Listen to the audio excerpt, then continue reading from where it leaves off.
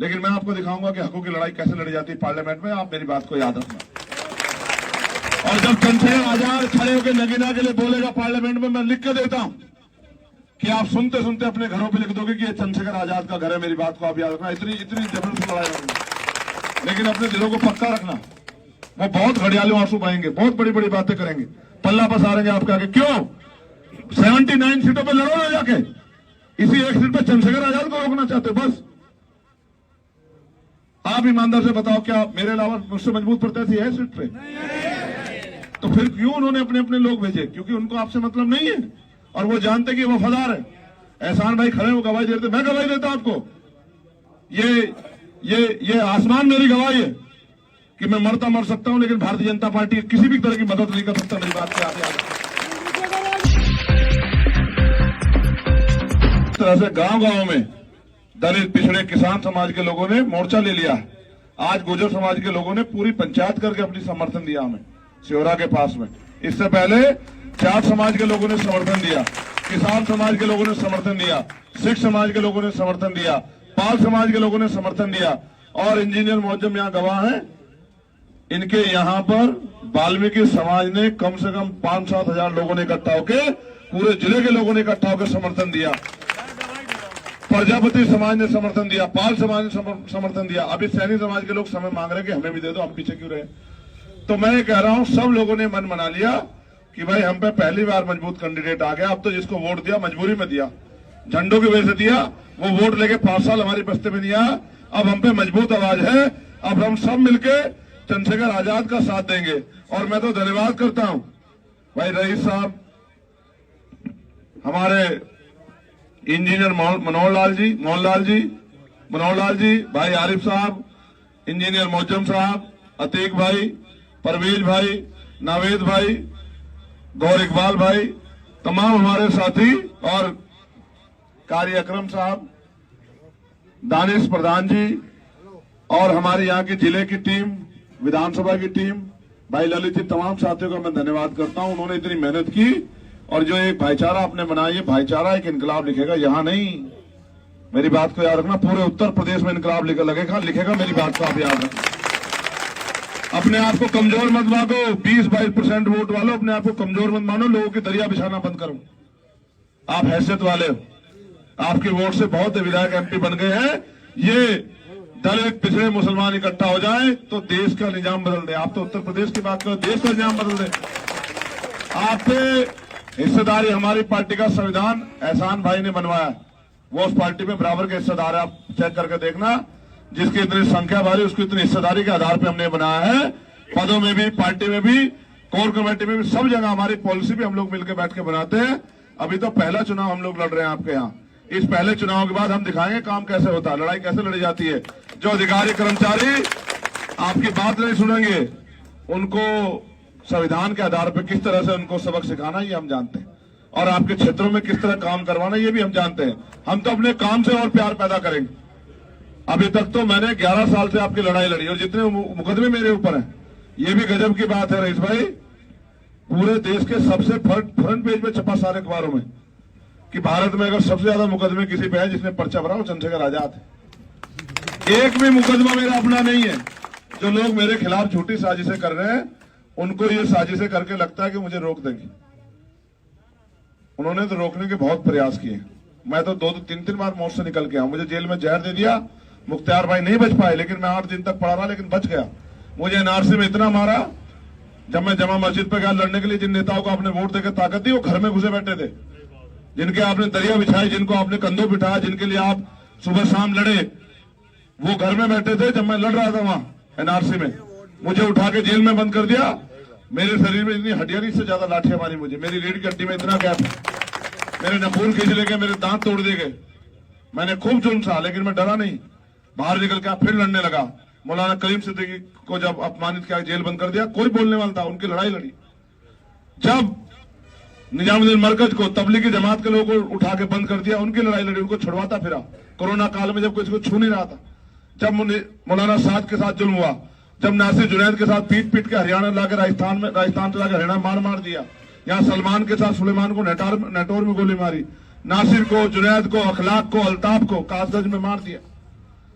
पहलू को, नजीब को, जो आज तक नहीं पता है उसका कहां गायब है वो। मैंने सबकी लड़ाई लड़ी, कभी मैंने पीछा नहीं छोड़ा, पीछा नहीं दिखाया आपको। और मैं आपसे वोट मांगने नहीं आया कभी, मैं तो पहली बार आपसे यार वो भी वोट नहीं मांग रहा हूं, मदद मांग रहा हूं। जिस लड़ाई को मैं लड़ना चाहता हूं आपके लिए, उसमें मुझे मदद की जरूरत है। फिर मैं देखो आपको दिखाता हूं, आपकी ये मदद मैं लिख के देता हूं। अगर आपके आज इस चुनाव के बाद आपको किसी नेता की जरूरत पड़ जाए ना, फिर मुझे बता देना। मैं आपको जिम्मेदारी से कह रहा हूं, अगर किसी नेता की जरूरत इस चुनाव के बाद पड़ गई, आपको मैं दिखाऊंगा काम कैसे होता है। अभी तो मैं जमीन पे हूं, मेरे लोगों से पूछो जो मेरे साथ दिन रात मिलकर लड़ते हैं, लाठियां खाते हैं, मुकदमे झेलते हैं। हमें शौक है अपने लोगों की आवाज बनने का। लेकिन आप भी देखो मुल्क के हालात कैसे हैं कि जब सजदा कर रहे लोगों पे वहां लातें पड़ती है तो आपके नेताओं के मुंह से एक शब्द नहीं निकलता। यहीं से आपको समझ जाना चाहिए, कुदरत आपको बार बार रास्ता दिखा रही है कि देखो इनके शक्लें पहचानो, इनके चेहरे बेनकाब हो रहे समझो। लेकिन फिर भी आप, मैं क्या करूं, आप उनको रहनुमा मानते हो और फिर कहते हो कि हम इस देश में पिट रहे हैं। मैं आपसे मदद मांगने आया हूं, और मदद इसलिए मांग रहा हूं कि जो करना चाहता हूं वो बिना आपकी मदद के नहीं कर सकता हूं। जब तक मुझे आप मौका नहीं दोगे मैं कैसे करके दिखाऊंगा बताओ। आखिरी बात है, आखिर आपकी गांव में आपसे लड़ाई हो सकती है भाई, हक के लिए आपकी कोई लड़ाई नहीं है। मैं फिर कह रहा हूं, मैं बिल्कुल समझदारी से कह रहा हूं, आपके गांव में 10 वो हो सकते हैं गुट, वो आपके नीचे के चुनाव में हो सकते हैं। लेकिन ये चुनाव नीचे का नहीं है, ये संविधान बचाने का, लोकतंत्र बचाने का और अपना वजूद बचाने का चुनाव है। किसी आपसे उसमें मत पड़ना मेरे भाई, मैं आपसे बहुत जिम्मेदारी से कह रहा हूं। मैं जानता हूं आप छोटी छोटी बातों पे आपसे नाराज हो जाते हो। मैं हर व्यक्ति के लिए, जो कुर्ता पहन के बैठा हो तो नेता है, लेकिन जिसका पजामा भी फटा हुआ है, जिसका कुर्ता फटा हुआ है, उसका भी भाई हूं। मैं आपको वचन देके कह रहा हूं, आप देखना चंद्रशेखर आजाद को मैं दिखाऊंगा आपको। मैं कपड़ों के आधार पर नेता नहीं मानता, मैं तो लोगों को कदर करता हूं। मुझे तो मेरे लोगों से पूछो, मैं उनके लिए जान की बाजी लगा देता हूं। आप भी उनमें से ही हो। एक मौका देके देखो, मैं आपको दिखाऊंगा। मेरे खिलाफ 100 झूठ फैलाए जाएंगे, मैं कह रहा हूं, काल साहब गवाह, 100 झूठ फैलाए जाएंगे, 100 झूठ बोले जाएंगे। आपको कोई शिकायत तो मुझसे पूछना। मैंने इनकी मदद की, मैंने इनसे कहा 542 पे तो एक सीट पे मुझे मौका दे दो, क्योंकि मैंने 4 गोलियां खाई भाई, मैंने 16 में जेल काटी, कोई नहीं बोला मेरे लिए। तो मैंने इनसे कहा एक सीट पे मौका दो और मैं सब जगह मदद करूंगा। नहीं, वो झूठ बोलते हैं कि भाजपा को रोकना चाहते हैं, वो तो अपनी पार्टी को आगे बढ़ाना चाहते हैं। वो अपनी पार्टी अभी तो पिछली बार गठबंधन का था, बताओ आपके काम आया क्या? लेकिन जब आप पे जुल्म हुआ, जब आपके खिलाफ कानून बने, तो वो क्या तो उसने विड्रॉ किया, क्या तो घर बैठा था वो कवर देके, या उसने आपके खिलाफ वोट किया? बताओ अभी लोग राज्यसभा के चुनाव में समाजवादी के 8 MLA ने किया नहीं किया आपके खिलाफ वोट? भाजपा के पक्ष में किया नहीं किया? बताओ जितने लोग जानते हो। वो किसका वोट था? वो आपका वोट था जो आपने भाजपा को हराने के लिए दिया था। बसपा के एक MLA था, वहां जाके दिया उन्होंने वोट, और वो मुझसे जवाब मांगते हैं। जिसकी उम्र जितनी, उससे ज्यादा मुकदमे झेल रहा, जिसको ये नहीं पता गोली कब आकर उसका सीना चीर देगी। उनको भाजपा से नहीं, आपसे लड़ना कि आपकी कोई मजबूत आवाज ना बने। मैं आपकी आवाज हूं, इसको वोट दो या इसको मजबूत कर दो, ये आपके हाथ में। मैंने रमजान तक नहीं कहा, रईस भाई खड़े हैं, गवाह हैं, अतीक भाई और आरिफ भाई गवाह, मैंने नहीं कहा परवेज भाई की रमजान तक नहीं छेड़ूंगा। लेकिन आज रमजान खत्म हो गया, आज जो है मुबारक दिन आ गया। अब तो घर से निकलो यार, अब तो जाके जोड़ो लोगों को, अब तो अपने मन में पैदा कर लो कि ये भी एक जंग है। ये जंग से कम क्या है बताओ?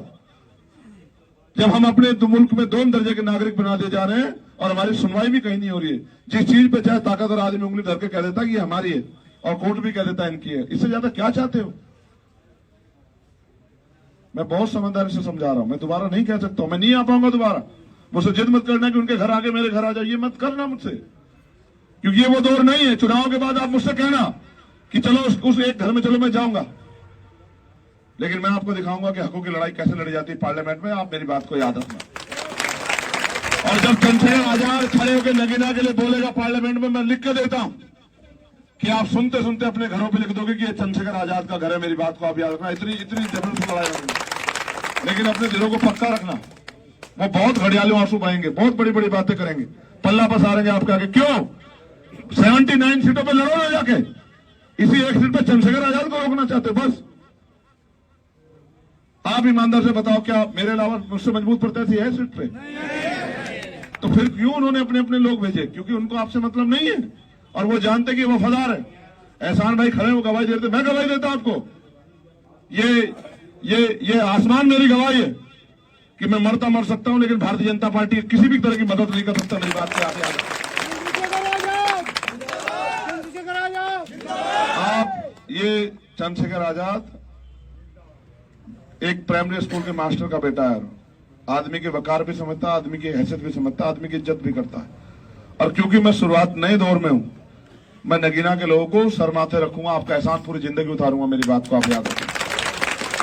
बस मैं आपसे मदद मांग, देखो ये सब लोग 20वीं में थे, बड़े लोग हमारे सब सीनियर हैं। मैंने सबको हाथ जोड़ जोड़ के कहा कि आ जाओ, और 1 मिनट नहीं पूछा इन्होंने मुझसे।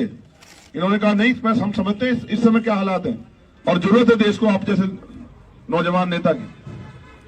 इन्होंने 40-35 साल बसपा में काम किया, तो जब ये एकजुट हुए, आप भी एकजुट हो जाओ। बहुत बहुत शुक्रिया। मैं दोबारा से आज के जो हमारे मेजबान हैं,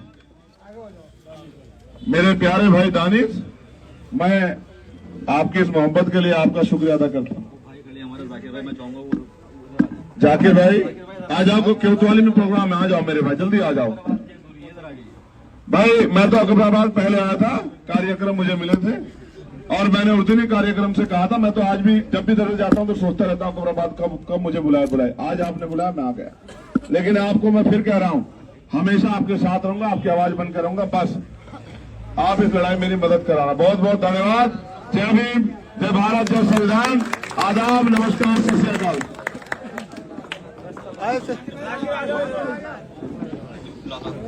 अरे चले जाओ भाई डीलर साहब।